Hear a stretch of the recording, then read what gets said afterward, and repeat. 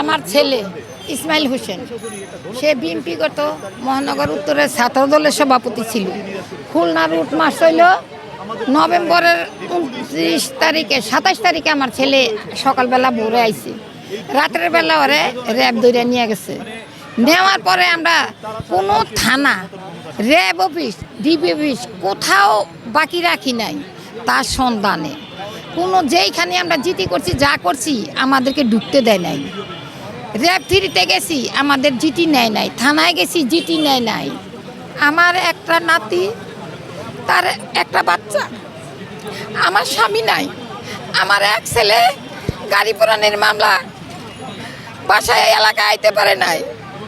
আমার পরিবারের পিছিয়ে দাঁড়ানোর কোনো লোক নাই। আমি মহিলা মানুষ, আমি পানির ব্যবসা করতাম। আওয়ামী লীগের লোকের আমার পানির ব্যবসা নিয়ে গেছে। আমি জিয়ের কাজ করে আমি এই ফ্যামিলি চালাইছি।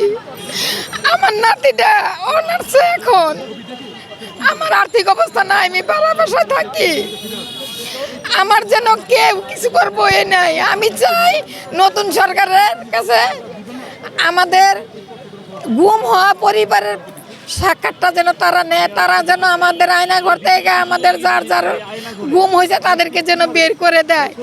আমার ছাত্র ভাইদের কাছে আকুল আবেদন যে এই মায়ের পাশে যত মা বোনে গো, স্বামী হারা, সন্তান হারা, তাদের যেন একটু তাদের সহানুভূতিটা করে। আমি এইটাই আবেদন করি।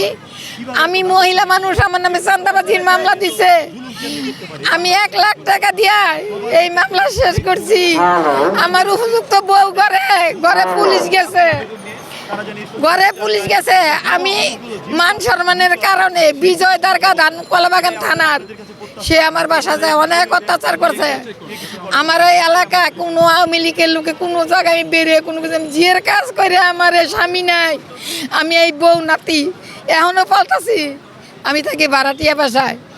আমার পিছে 1 গ্লাস পানি দেবেন না মানুষ নাই। আমি অনেক কষ্ট ভুগি। এই যে আমার চোখের সমস্যা, ডায়াবেটিস, কিডনির সমস্যা, কোথায় আমি কোনো ব্যবস্থা করতে পারি না, তাদের মুখে আর দিতে পারি না। আমার স্বামী নাই। ওই মহিলার আমি গোছা রাখছিলাম নাতিটার কারণে। ওর বাপ মা ধরে নিয়ে বিয়ে দিয়ে ফেলবে। আমার নাতিটার কি উপায় হইব? আমার জীবনটা অনেক কষ্টের। আমার ছেলে বিএনপি করতো, কোনো মামলা ছিল না তার নামে। কোনো মহানগর উত্তরের থানার সভাপতি ছিল। আমার সাথে কোনো লোক কথা বলে নাই, ভয়ে বলে কি যে বিএনপি। আমার অনেক অত্যাচার করছে।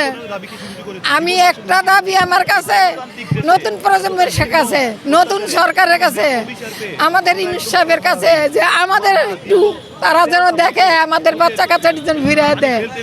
আর এই বিধবা এতিমের পিছিয়ে যেন তারা একটু সহানুভূতি করে। আমার এই দাবি সকল মা বোনের। আমরা অনেক কষ্ট করেছি, আমরা জিয়ের কাজ করে খাইছি, আমাদের পাশে কোনো লোক নাই।